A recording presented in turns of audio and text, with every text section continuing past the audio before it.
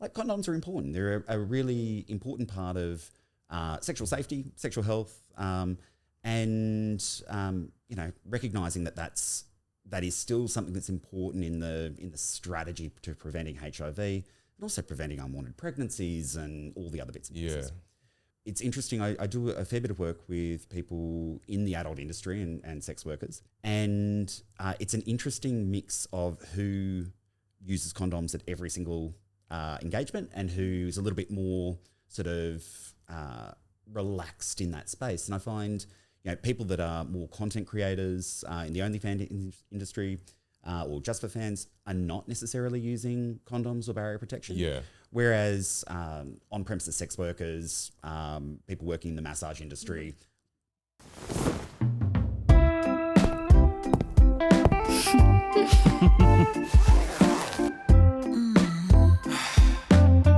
Welcome back to Swapping Secrets. My name is Jess. And I'm Lawrence. And if you guys haven't already, please don't forget to spank that subscribe button. Now, let's get into a really exciting guest show. Today's topic is sex, stigma, and smart choices with Dr. Leigh Barlow.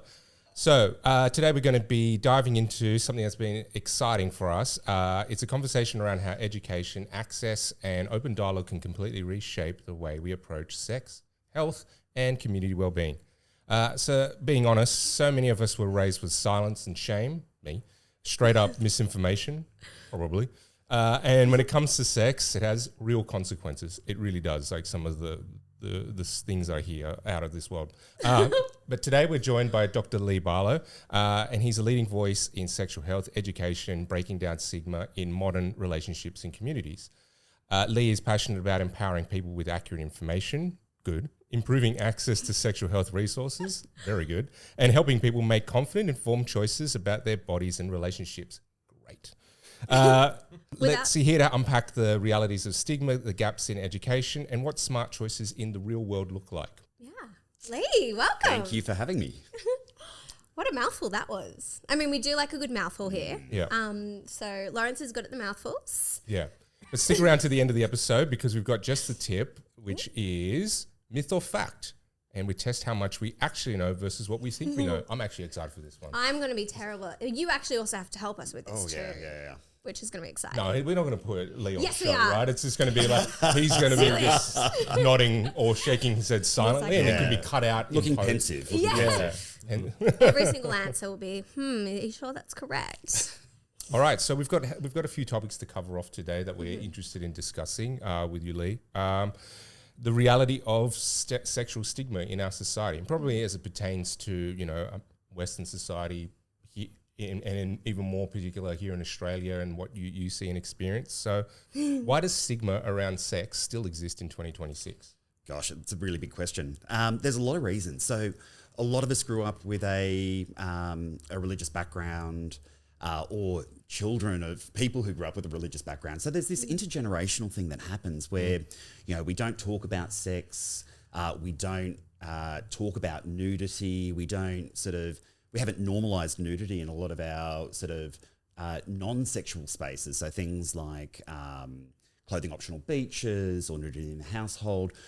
Those fundamental steps are often what leads us to start making judgment calls as we grow up through our sort of adolescence about what is right, in inverted commas, and what is wrong. So I think that's probably one of the big ones. The next one is around, how we do schooling. So, sex education in Australia is generally pretty good. Is it? It's gotten better, It's gotten better. I don't maybe remember. when we were in school, maybe not. Did you guys have Happy Healthy Harold? We did, but he was like the creepy thing that came out of the van. that was Yeah, and that explains so much of my fetishes And also now. the one that just pops out of nowhere. Yeah. But so we at least talk about some of the things that are sexual health. We talk about some really sensible things in those classes that are age appropriate, things like barrier protection, like condoms. Yeah, I do remember the Whereas when we sort of cast our mind to places like the US or we look overseas in Asia, there's often an absolute absence of rational conversation or evidence-based conversation. So I think we're doing okay from that perspective, but I think we can do more. And because we I don't think we continue that conversation past primary school into sort of our teenage years to really normalise what's going on.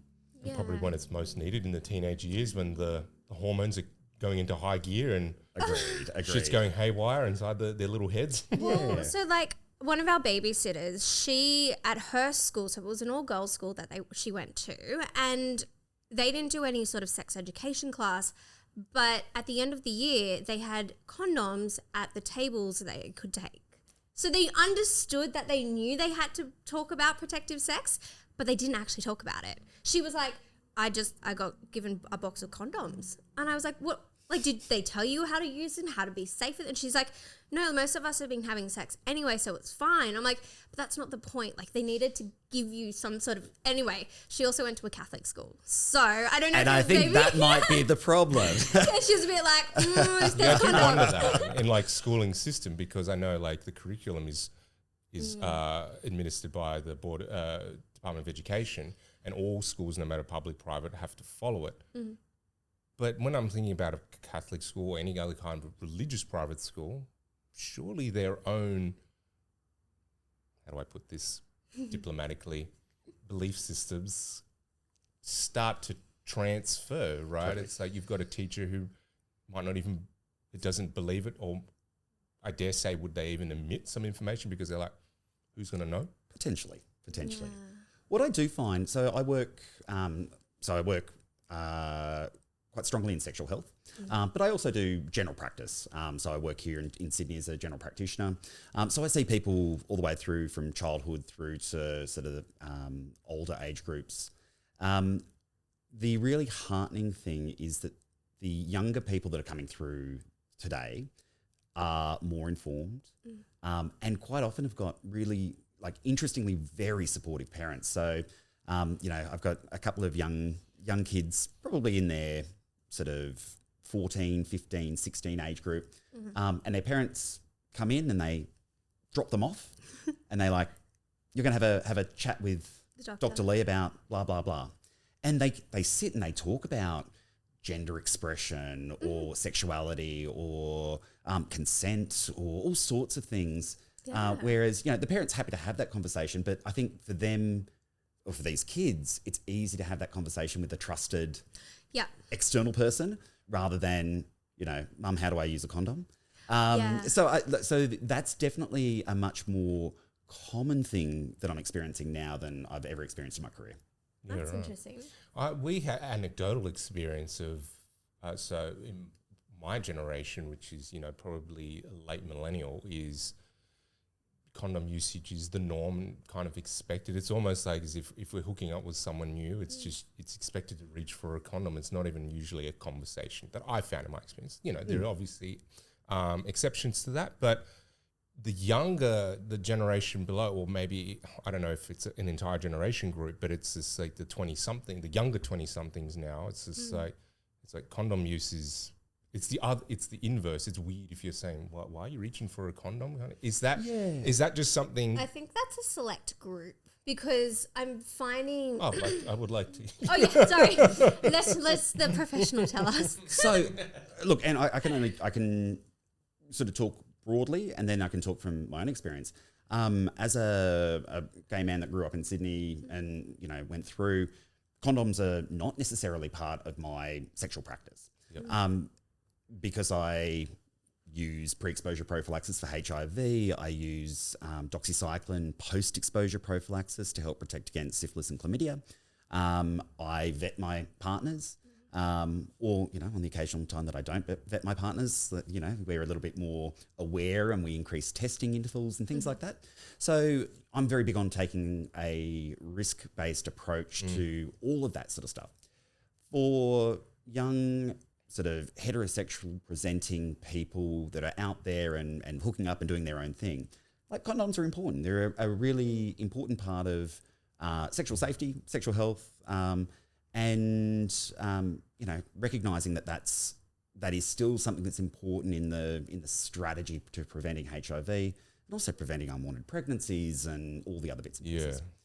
With that, though, the it's interesting. I do a fair bit of work with people in the adult industry and sex workers, and it's an interesting mix of who uses condoms at every single engagement and who's a little bit more sort of relaxed in that space. And I find, people that are more content creators in the OnlyFans industry or just for fans are not necessarily using condoms or barrier protection. Yeah. Whereas on-premises sex workers, people working in the massage industry, they are absolutely militant that there will always be a level of barrier protection there.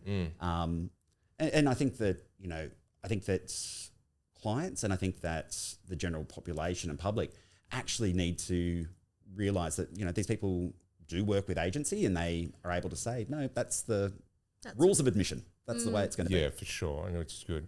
So do you think have we progressed as a society or just the way we talk about it has changed? Yeah. So I often wonder about this. So I think that we are in a really lucky position here in Sydney, in sort of metropolitan Australia, or, we get a whole lot of freedoms. We get a whole lot of, we get to meet like-minded people.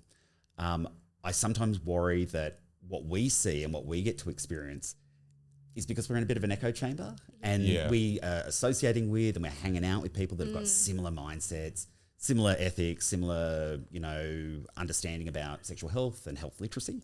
I do worry that, as you move away from the bigger population centres, that you might actually find that that's not quite so prevalent. Yeah. Yeah. Well, I don't think it's as bad as we're probably predicting. Like I've definitely, so I have a lot of family that are from the country, so they're definitely not in our little inner bubble of going out and sexually active. Like my family are definitely on the completely not sexually active monogamous side of the family. However, because of some of the outreaches that we do, like even the podcasts and stuff, like talking about stigma and all of that, they've actually looked into safe sex and understood a bit more. But I think we're only touching out into those sort of sections. So I think even them, because they're so monogamous in their relationships, they don't think to have to go and get tested or have to think about sexual health, because their concept is, well, it's fine because I'm just with my wife or I'm with my husband. Like I'm with my one partner. Yep. Even though it's it should be just something instilled in us from high school or from schooling, that it should be just to protect everyone. Like as a community, we should all protect each other. Absolutely. It can be a bit and psych. Look, one of the brands I work for, Stigma Health, and that's what we do. So that's why we're there. We are providing telehealth sexual health services across the entire country. Yeah. And it's you get young people who are, doing what young people do and, exploring their world and meeting people and building relationship, that do find it then difficult to access sexual health care because, doctor whoever in their town was the guy who delivered them and, sometimes that becomes their a bit of an family issue. doctor's too close to home. Yeah. But also the other side of it is, I do a lot of work with the fly-in, fly-out workers out of the mines. Oh, yeah. And so, they've been home for a couple of weeks. They're on the mines. They're out for a couple of weeks. They call up. They get their sexual health referral and go and get tested. And it gives them a way of being proactive with their sexual health while they are maybe a little bit dislocated from their normal routines. Yeah. Where's more of the action happening, in the mines or back home?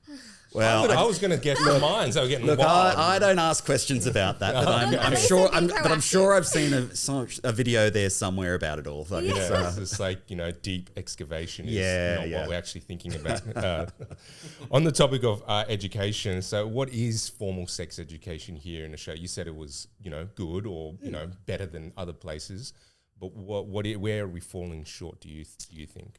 I think there is a need for some real understanding for young people, and it's got to be age appropriate. I'm talking about even the 17s, 18s, 19s, about things like alternative relationship styles, ethical non-monogamy, understanding that sometimes sex is just sex and doesn't have to have emotional connection with it. But then there's other times that the emotional connection is actually the really important part of the whole scenario. So I think being able to get younger people to, in that age group, to really understand that sex is not just a discrete act. It's not just one thing. It's actually lots of different things to lots of different people. I think for me, that's where we're falling short particularly. Yeah. You know, the number of times where, you know, I'm having a chat with a 20-year-old cis girl on the phone as part of the Stigma work, and having a conversation with them about, you know, look, it's okay that, you know, you've tested positive to chlamydia. You know, that doesn't mean that this person has, you know, cheated on you. Yep. But, you know, if that relationship's open, then that's what that means. And really we should be having, you know, that conversation before we enter into a sexual relationship with somebody. Yeah. I think the days of default monogamy without conversation is like gone. We actually have to have those conversations early with people. Yeah, well, what was I talking or listening to lately about like the difference between sort of the heterosexual community and the gay community, whereas, correct me if I'm wrong, the gay community would often have, if they're getting into a relationship, a conversation about what does our relationship mean and look like? Are we monogamous? Are we going to be that was just a more normal thing for much longer than what it is now. So I feel like the heterosexual community is kind of only just like, even just like getting aware of it. Oh, wait, we can do other things and we should have a talk about it kind of thing. Totally. I think in my current relationship, before we even got together, my current boyfriend sat down and read it was a book. It was one of the sort of seminal books on ethical non-monogamy called The Ethical Slut. Yeah. And I think we've all read it. Yeah, it's a good book to read. Yeah, and really, It should be a prop here in our background. absolutely. But like that was really important because it helped us stage what conversations we needed to have in forming that relationship. You know, what is on the table, what's off the table, who can pull the string to say, actually, we're going to close it off for a while and we're going to concentrate on each other and then open it back up. Yeah. But it also, you know, for us, it means that, you know, if, you know, we are obviously doing regular testing and taking a risk-based approach to our sexual health, including PrEP and PEP and barrier protection at times. But, you know, having then that conversation with, oh, hey, honey, I've got X, you know, and making sure that there's no stigma in that. There's no shame associated with that. There's no, it doesn't cause any grief or friction. Because that's actually just, you know, the same conversation is, oh, I've got COVID or I've got the cold or, you know, I've hurt my toe. Like It's just going to be a logistical thing to work around. Absolutely. More than a character defect kind of thing. Because I have a question around that. So, like, we partner with you guys, Stigma Health, and you guys are absolutely exceptional because you guys also give us a great discount for our customers to go and get tested. Oh, wait, I'll do the ad thing, I'll do the Stigma thing, and then I'll ask you the question because I'll remember. So, because I always forget the code. The code is Secret Spot 20. It used to be Play Safe. You guys actually upped our discount recently, which is really amazing because we're starting to get a lot more customers wanting to do the bulk buying of 3 at once. I actually even found out I had a friend who bought a pack for everyone for the orgy, and everyone got to do one after the orgy or before the orgy. Orgy presents. And I was like, this is the best present ever. Like, you get an STI screening. It was just because they were all really close, and I was part of the orgy, and I was like, oh, I'm not going to participate in this one because I'm way too pregnant to deal with this. But it's actually becoming more of a trend, so we're really fortunate with you guys doing that. But my question was, so Stigma's really great at helping the awkward conversations happen. But do you find, even though you guys have obviously the out calls or people can call for like you guys to help out, what do you reckon is probably being the most awkward conversations that you've been trying to make not as awkward or make those people feel less worried about those issues? So there's a couple. I think one of the unnecessarily awkward conversations that people find themselves in is whether or not they need to disclose herpes. Okay. Oh, yeah. So a lot of people, you know, they call up and they want to know for a background. There's a couple of different ways that we test for herpes. So if you've got an active lesion, we do a swab. Yeah. If there's no active lesion, you can do a blood test. Now, with that blood test, it doesn't really tell us a huge amount, because if you don't have an active lesion, then you don't have an active infection. But you always have those antibodies and that virus getting about. So you know, which is why you get recurrence of that condition. Yep. So basically the rules are, like, if you've had herpes in the past, you know, you probably should tell your intimate partner, if it's a long-term relationship or something like that, or if that partner's pregnant, because that has implications. Yeah. But for everybody else, you don't need to disclose that. That's not a thing that you need to disclose. If it's just like a hookup. If it's just a hookup. Yeah. But if you've got, you know, active lesions and you've got blisters and you're in pain, like, maybe don't. Like, just have a break. Don't push that one. Yeah, just have a little break. Have a week off. Have a Kit Kat. It's time. Exactly. You can sit on the cuck chair. Yeah. Stay out of the Just orgy. the idea of pushing Put a through towel pain. down on the I know cuck chair people first, like yeah. pain, but Yeah, that no. pain is just, the concept seems But then, so the awkward conversation is actually, like, the young people wanting to know about that conversation and having to explain to them, like, you don't need to disclose. You don't need to say. Also, the fact that your girlfriend wants you to go and get that blood test, we need to talk about why that doesn't mean anything. Yeah. Why that's not an important blood test, why that doesn't actually value add, and it's not going to change treatment. It's not going to change how you guys interrelate with each other. Yeah. You're not going to stop having sex because you've got a positive antibody to a virus. Yeah. So that's one of the awkward conversations that we've had in the past. Because there are times when it is, I don't know, maybe this is in the game and I'm shooting ahead, but there are times when it's legally your responsibility to inform a partner for certain things? So for certain things. So, like, I think if you are HIV positive with a detectable viral load, there's some requirements there. But, you know, I think when it comes to, like, if you knew that you had active untreated syphilis, I think there would be a duty of care there as well. But when it comes to, I don't have symptoms, I don't have lesions, I'm all good at this stage, that's not a requirement to disclose. Okay.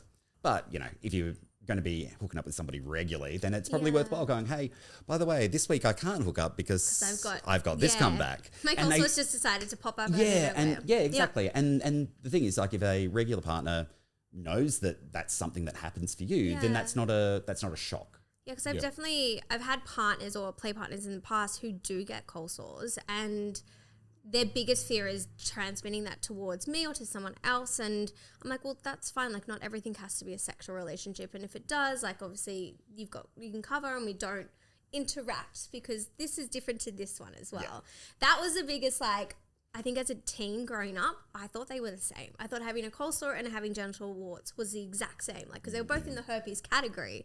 And then to realize, no, they're obviously in the same family, but different sort of strains. And so one person can have genital warts and one can have, like... Well, genital herpes. Genital herpes. Different to genital warts. Yes. And then I can have, like, a cold sore, and I'm like, oh my God, like, that was a mind-blowing thing for me. And I think a lot of younger people as well haven't realised they're two different things. They just categorise. I don't know if it's just maybe I'm putting myself in a myth where everyone just categorises one thing. Yeah. But it's so interesting that, like, we can all panic so quickly over little things and make it the biggest scene when it's like, well... No, I'm okay. I'm healthy. I've just got something that is curable. What role then? So some of the panic can happen from, like, the spread of information quickly. This brings my mind to social media. So how do you feel about the role and influence of social media?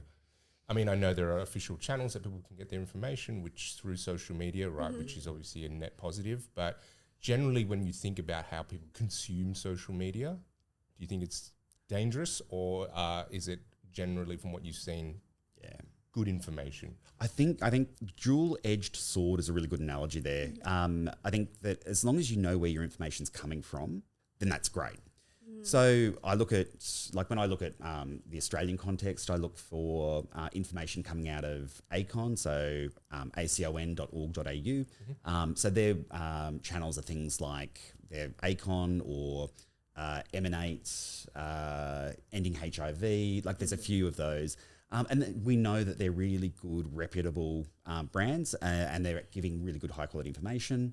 ASHM, which is the sort of the peak body for sexual health medicine in Australia, their channels are really great for good information. But also finding, you know, good quality, specialist-led programs like, if you've got a good doctor who has their own Instagram or their own TikTok. Dr. Leigh Barlow. Dr. Leigh Barlow. More than, there's generally good information there that you're able to access and play around with. But, any GP should be able to have those conversations with you. So if you've, got a list of all of the, furfies that you've come across on the internet and you want to go through them, I'm more than happy to spend 20 minutes, half an hour going through and myth busting on that one. Oh, I have a question. Sorry, I'm going to jump in before you ask your next. What is the most common asked? What type of STI do I have? Like, ooh. I'm just curious now because my brain goes to chlamydia, but it's only because I've heard it a lot lately and because there was a bit of an outbreak that was happening. So, curious, what is the most asked? Do I have this STI? Yeah, so it would be the number one that I see is probably chlamydia. Okay. Chlamydia, in the majority of cases, is completely asymptomatic. And so, but that being said, the number of symptomatic cases that we get through Stigma, but also through my other work over at Clodo and Redfern, we see a lot of chlamydia coming through. Okay. The second one would be gonorrhea. Yeah. Now, generally, the people with gonorrhea know that they've got gonorrhea. There's no doubt. There's discharge. I've had a couple of younger guys come through recently that didn't necessarily know, and they thought they might have chlamydia, but they didn't really. And so you have a look at the discharge, and within a second, you're like, sorry, mate, it's 100% gonorrhea. We're going to test it. Never had it, right? We're going to test it, but it is. Oh, gosh. Yeah. And you're getting a little injection right now. In the butt. In the butt. Outside of that, it's interesting. I guess the one that's more common that we see a lot of that doesn't get talked about is a thing called molluscum contagiosum.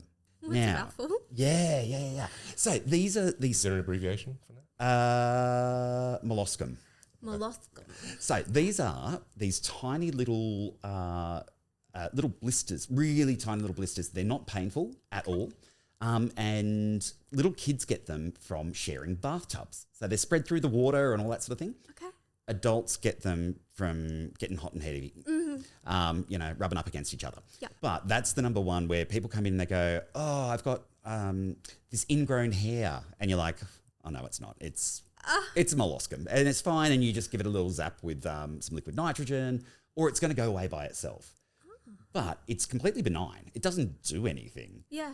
It's just one of those things. A little bit. Oh my God. That's interesting. Yeah. I didn't know. I'm learning something new today. Yeah. Look, if you've got kids at daycare, they will get it at some stage. Oh, great. Excellent. I've already got the daycare flu coming through my way. Is it just a singular little blister? No, you get a little patch of them. So it could look like hand, foot and mouth. Yeah. Except they're not unwell. Yeah. Oh, okay. Yeah, so like if the kids are unwell, then it's it's generally around the genital area, or they so can kids get it everywhere. Okay. Adults, because just of how we get it. Okay. Generally. Wow. Yeah. But yeah, so that's actually probably one of the more common ones that I end up seeing that people aren't expecting.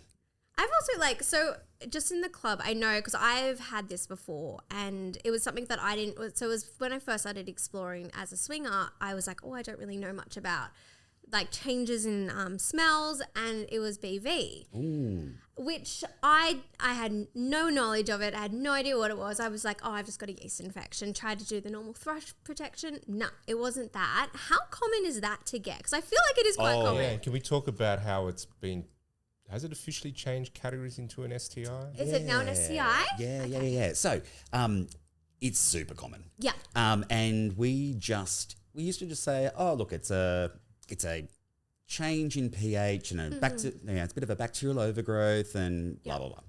We knew that it responded really well to a course of antibiotics. Yeah. But we just said that it was actually just changes in vaginal pH that was the issue. What they've now shown is that recurrence was always a problem. Even though you've been adequately treated, women continue getting it again and again. We now know that if we treat the partner, then that reduces the recurrence rate significantly. Yes. I can't remember the numbers, but fairly significantly. So what we do now is so we reclassed it as a sexually transmitted infection, and now we do partner treatment. And so you might get either a topical or an oral medication to help treat the person with the vagina will do that. Yeah. And then a male partner or a partner that can do penetration would be treated with a topical as a general rule. So a gel or a cream. Because I think that's what happened last time. And it was just happened, like the female that we were playing with happened to have it, but was asymptomatic, like just didn't have the smell and stuff. But instantly I got it and I was like, my vagina's dead, it's gone. Like it's just that one smell that kills my life. How do you feel about the recategorization of it? Because I've seen some people on social media, I say some, there was one, but it just got me thinking about it where they were annoyed that it got classified as an STI because now it brings extra stigma to this thing, right? Where it's like, it's just another, it happens and it happens a lot, as you said, and it's common. And now to add shame and stigma to boot because it's classified as an STI. Well, look, I'm of the opinion, and I hope that the way we do business at Stigma Health is that there should be no stigma and shame around this because sex is part of life. Sex is part of how we express ourselves as humans. Yep. And so it's a pretty, sad life if you're gonna stigmatize everything. Yeah, stigmatize everyone having fun.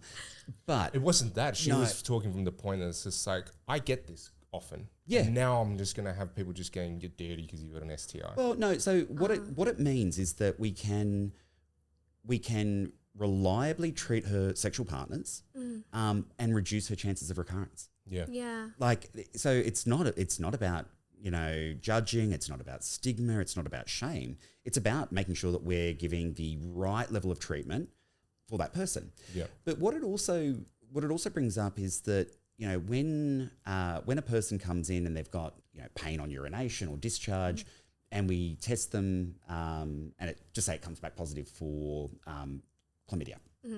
If that person is not necessarily in a high risk category for other sexually transmitted infections, what that does is it gives you a good indication to actually test everything else for them. So what you're doing is it's allowing you to have a primary health impact for a underserviced community, because that person might not be a gay man who's getting tested every 3 months. It might not be someone who, one of your customers who's buying a 3-pack and, and getting tested regularly. Yeah. This might be someone who actually hasn't had a test in, 5 years, 6 years, 7 years, and doesn't actually think about sexual health as part of their normal thing. Yeah. They've just come back and they think they've got a UTI, and you do the actual test and you say, actually, it wasn't a UTI, but because it was something like chlamydia, we get to let's do all of it just to make sure that you get a baseline. Am I right in saying that you can also contract this from toys, like from not properly protecting toys? Because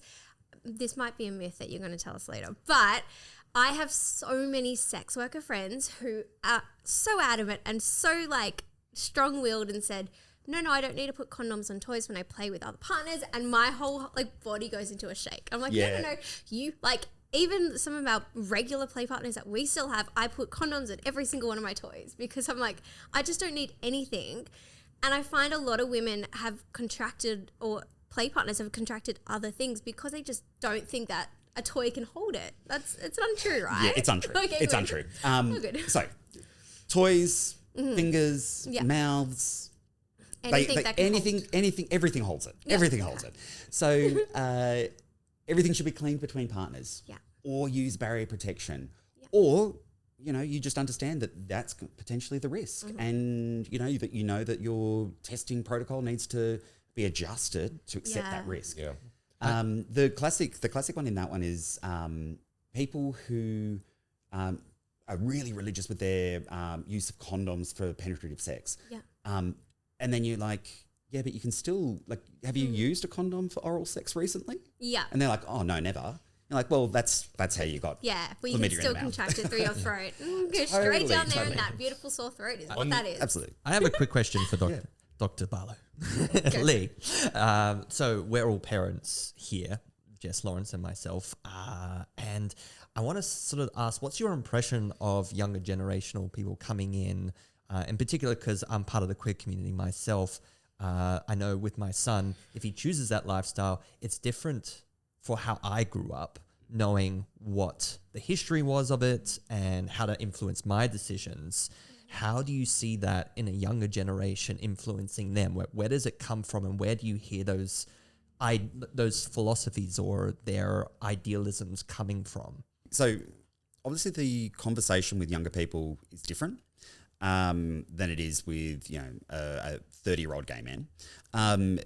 But what we do talk about is risk. We talk about, that everything you do is fine. There's no concerns, but you do have to be aware. And so if you're not using something like PrEP to protect yourself from HIV, that condoms are really important.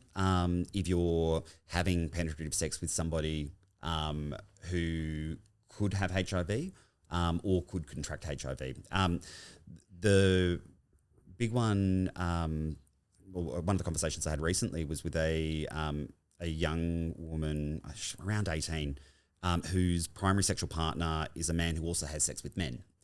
And so for her, she wasn't comfortable having a chat with him about whether he was using condoms religiously or using PrEP. But her conversation was, if I wanted to start PrEP, what do I have to do? What do I need to do to be in charge of my own sexual health story rather than relying on somebody else? Wow. Yes, that's very interesting, because I feel like the generation coming, up now, Gen Alpha, I think it is, and whatever's next, they seem to be a lot more open to those conversations, and therefore they're less, I guess, afraid of any kind of stigma or any kind of judgment, and trying, whatever part of the lifestyle interests them, right? Or any kind of sexual activity interests them. Absolutely. So it always, I don't know, maybe it's just being a parent, but I'm just concerned. Yeah, no, it's a really fair concern. And those conversations that we have with young people at the right times through their life are things like, for that young person who is wanting to experiment with receptive anal sex. Like, actually, these are the ways that this is how you can sort of do shit that's important to you. Here's how you can make sure that you're using adequate lubricant. Here are some other options. If amal's part of your practice, like these are ways that you can do it. Try not to pour it down your nose. Wait, I'm sorry, what? People, no, I understand. Like, I was not thinking it was the lube. Yeah, if you're in the wrong position. Oh, yep. Yeah, I'm conscious of, like being aware, like that they don't have to hide that stuff, that they can have conversations with, their sort of affirming or supportive doctor, their parents, like I don't have kids and probably won't have children, but God, I'd be so proud if my kid came up and said, hey, I used some of the amyl and I burnt my nose. What do I need to do? And we go, well, look, let's get the Vaseline out and we'll just fix that for you and we'll move on. Like, I'd be really proud that my kid trusted me that much to have that conversation, and that their sexual health literacy was at the stage where they were able to navigate to get to that moment. I see little glimpses of hope in listening to younger kids talk sometimes, because we live in an area where there's lots of like young kids, and you just hear their conversations sometimes, and they're quite affirming. Like, a lot of them are like saying, oh, so how did that make you feel? And, is he or she or they, someone you're interested in? And you're like, oh, that's that's very reassuring in many ways. Like, it feels like that stigma seems to be dissipating more and more. Absolutely. I do a lot of work in gender affirming care, and work with some young people in that space. And it's interesting that, they're, sometimes, like for a lot of them, their safe space is actually being at school. Really? Because the school itself is really affirming, and there's no question about like what uniform they've turned up in, or, if they're wanting to try on a pronoun, they can do that comfortably and respectfully, and you don't lose your throw your toys out of the cart when someone misgenders you in that initial moment, but you can say to them, actually I'm using he or her pronouns, or they them pronouns, and are able to, like, they feel more confident to navigate those conversations, which I think is just an amazing step ahead from young gay boy in country Australia going, oh God, what am I doing? Yeah, because a lot of your clinics, so the two clinics that you work at, you get a lot. Well, the one in Everleigh, right, has a lot more gender affirming customers. Are you finding there's a certain amount in certain sections, or is it really like a collective of all the communities coming? It's a big collective. Yeah. It's interesting. So when we opened that clinic about 12 months ago, I assumed that we were going to see a whole lot of already established trans people coming in for continuity of care. Yep. And I assumed that we would start seeing some younger people wanting to seek affirming care.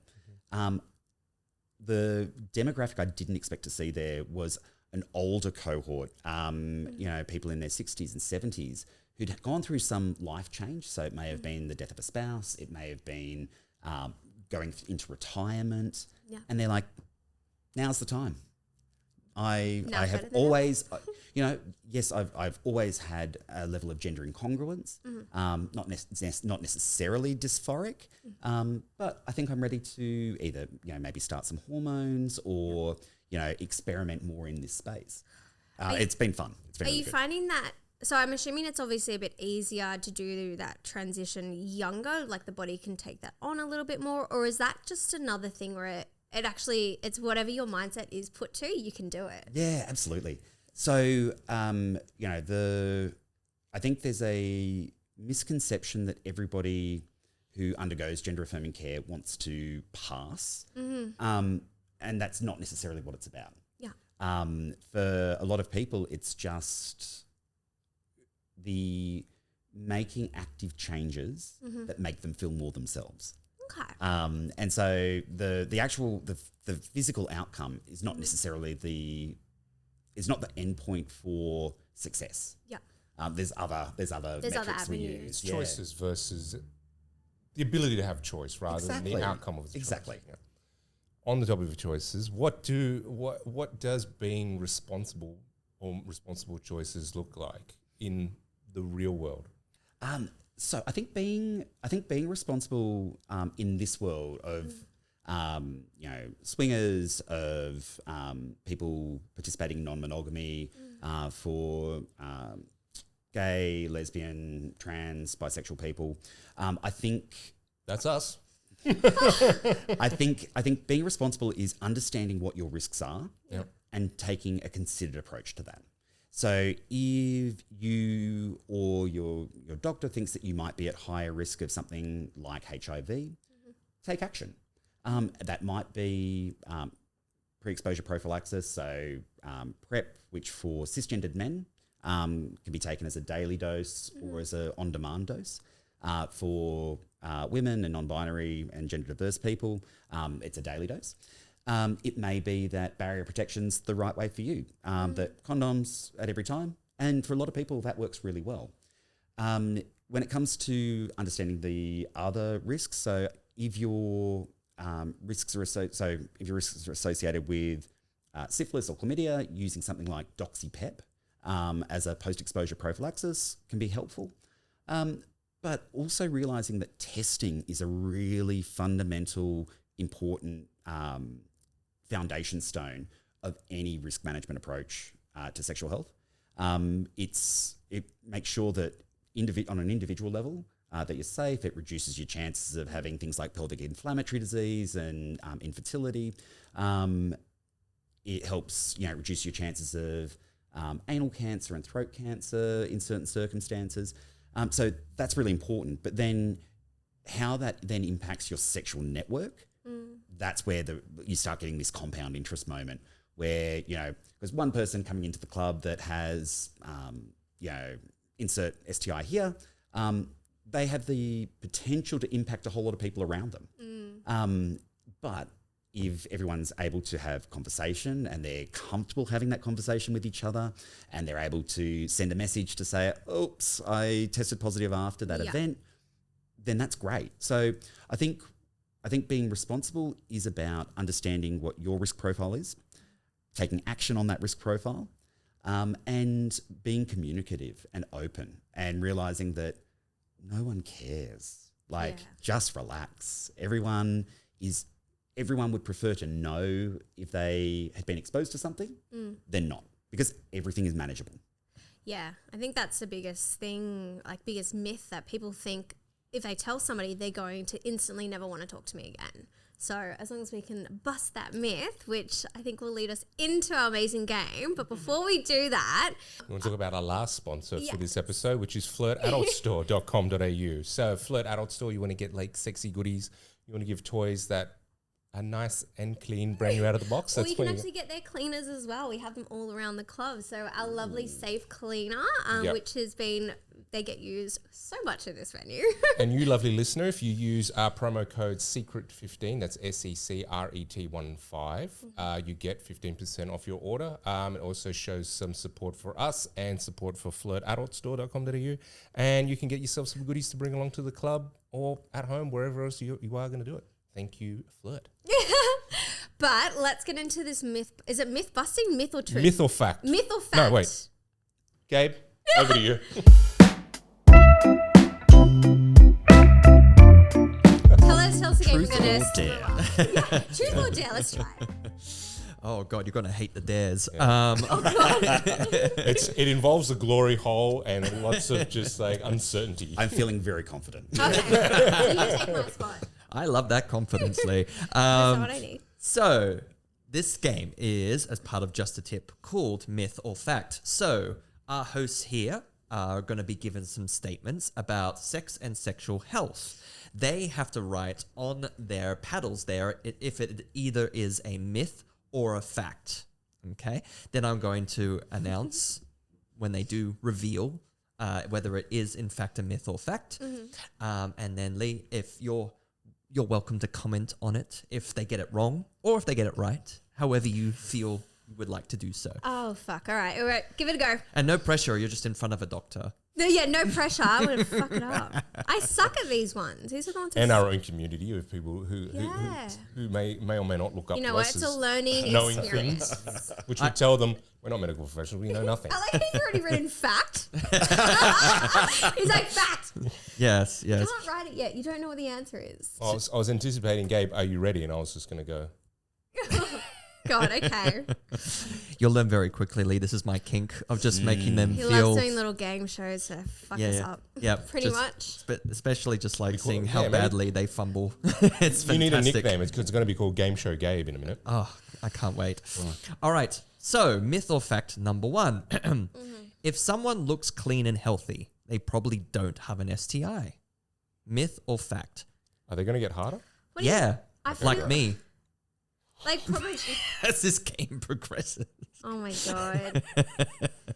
I don't know how to spell myth right now. Are we doing a How reveal? do you spell We're doing- myth? I don't know how to spell myth. MYTH. That's right. Oh my God. I kept looking at it being like, that's not okay. Wait, you wrote fact. No. Myth. All right, 3, 2, 1, reveal. Okay, myth all around. Yes, it is in fact a myth.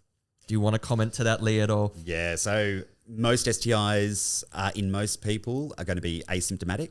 Yeah. So you just don't know, which is why testing's important and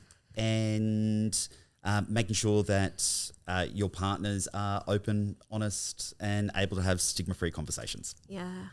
Fabulous. Thank you, Leigh. Yay.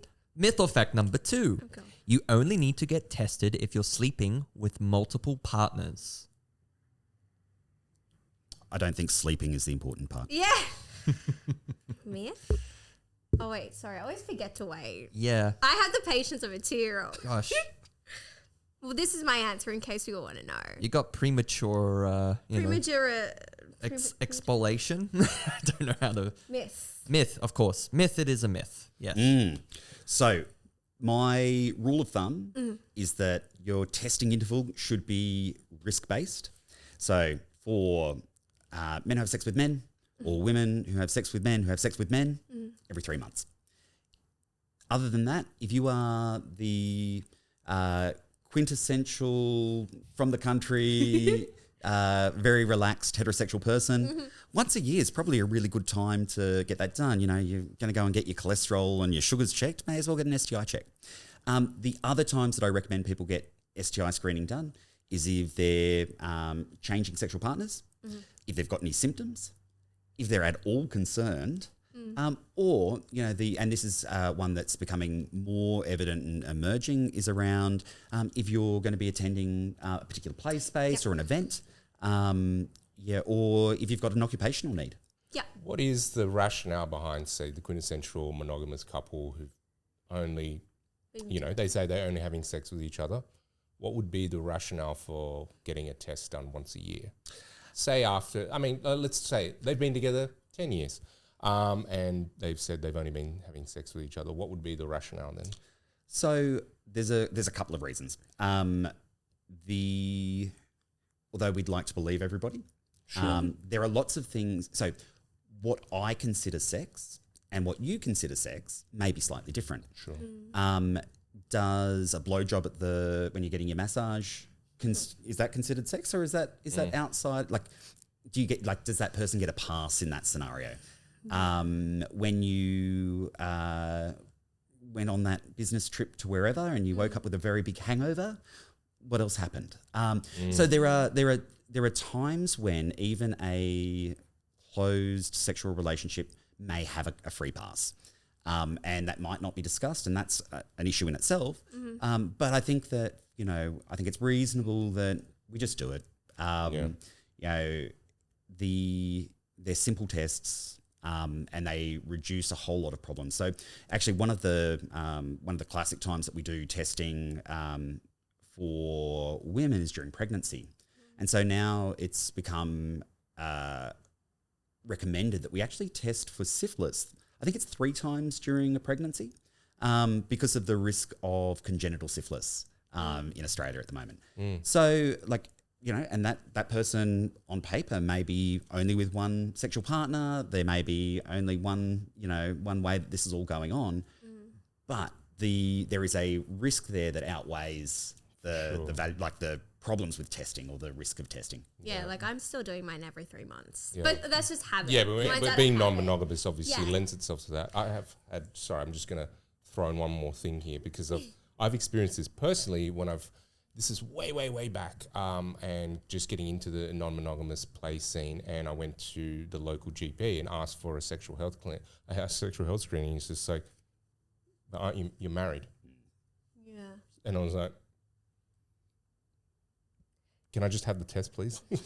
Yeah, I remember asking my GP a long time ago for a rectal swab and being told, you don't need that. That's only for poofters. The word poofter. I'm not a lounge ornament. Yeah. Poofter with me. But that's one of the things. When I give do a sexual health screen for even someone who is cis-presenting young man, I'm like, look, these are the things that I offer, including rectal swabs. Do you think you need those? And it's interesting, the number of people that go, why would I need that? And you go, well, look, I recognise that your partners are all female, but do any of them have penises? Are you using toys? Are you sharing toys? Yeah. And that's the one that gets a lot of people, especially if they are non-monogamous. There might be some pegging going on. Yeah. And fingers is that was one thing I had to tell a bunch of my friends. I was like, I've put my finger up your ass. So I was like, I get it done because I do anal, but I was like, that's considered anal. Go and get checked. Yeah, absolutely. So that's my thought. Yeah, fair enough. Yeah, okay. I think, sorry, I'm just... We like a ramble. I do. It's totally fine. Keep going. I do like a ramble. Yeah, I think, this is why the things like stigma health are becoming so much more... prevalent. A net positive for the community, for the entire communities, because it can just eliminate going to a GP who might have some antiquated views, because at the end of the day, medical professional is still a human being with their own set of values and worldview and all that sort of stuff. So if you're ever unsure, just use something like Stigma Health, where they are set up to not stigmatize you. Absolutely. Yeah. Anyway. Very nice. Okay, tell and us. You might even get to chat to me. Yeah. Hey, there you go. There you go. Celebrity.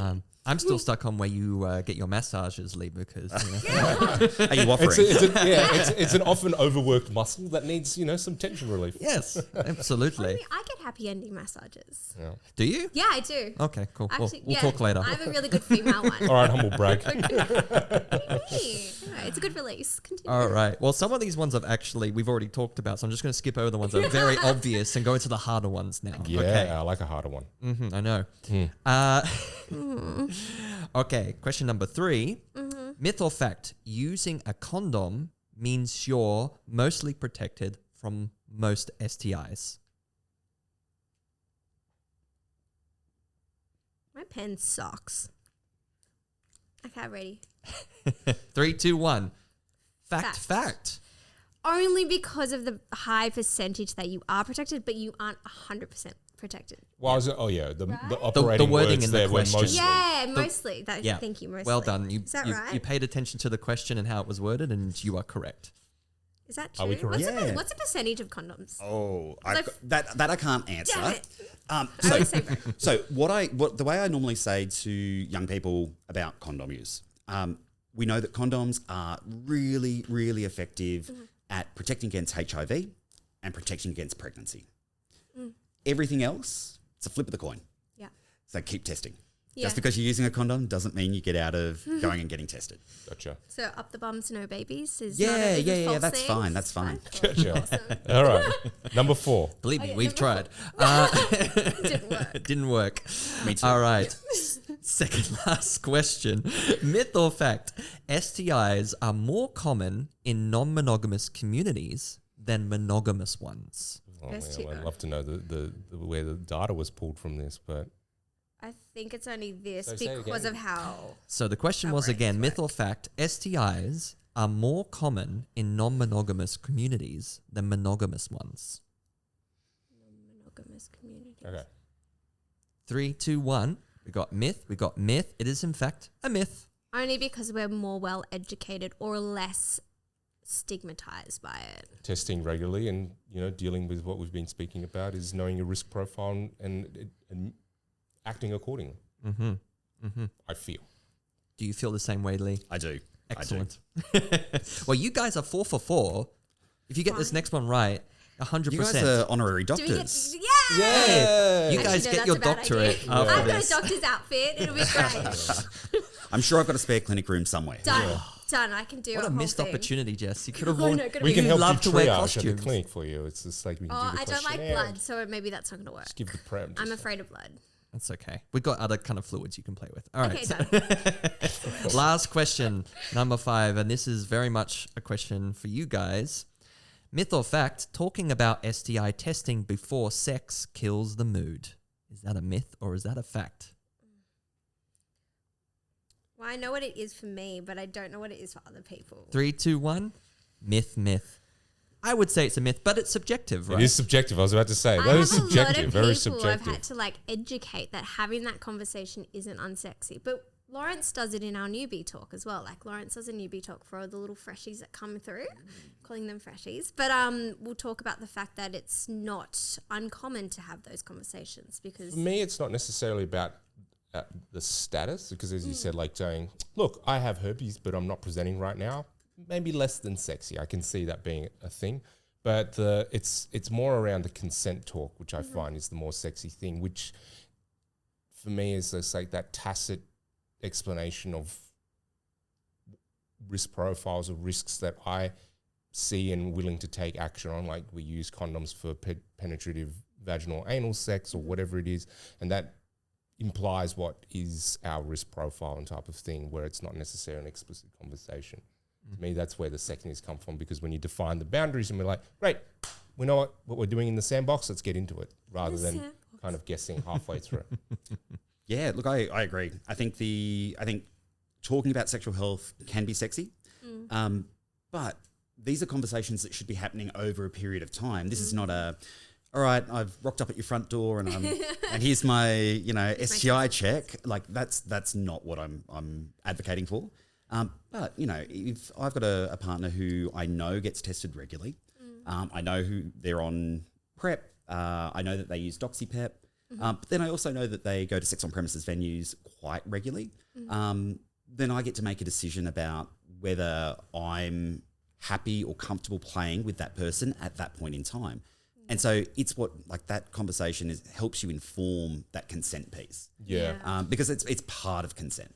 Yeah, sometimes the shortcut version we give to having that talk is just like you can have that conversation with just like we get regularly tested, just as an FYI, not more of a question of where they are, but just as a sort of this is where we are as a statement, and that hopefully opens the door for the other people to just go, oh yeah, us too, like oh no, we don't, we haven't done that. It's just like, oh well, you got this great place, you should go check it out. Stigma Health, they're going to help you, kind of thing. Where it can be a little bit of a knowledge sharing kind of thing, which makes it can be a little bit fun as well. Well done, guys. You're 5 for 5. Full marks. Yes. Congratulations. Thank you. You are now honorary doctors. You now shall knighted? kneel and in front of Get Leigh. knighted. Oh wait, can girls get knighted? Yeah, sure. I'm Why sure not? you can. Sure. Can now. Yeah, we can now. Maybe not back in the days. Not back in the day. Fine, we're not but in hey, the Became we're, a dame, right? we're only doing dame. progressive shit in this room, so Yeah. But that's the end of the episode. Yeah. Thank you, Leigh, for joining us. Thank you for having me. Sharing and having a conversation that I think needs to happen a lot more for a lot more people. If you want, check us out on our Patreon. It's new, it's live. There are people there.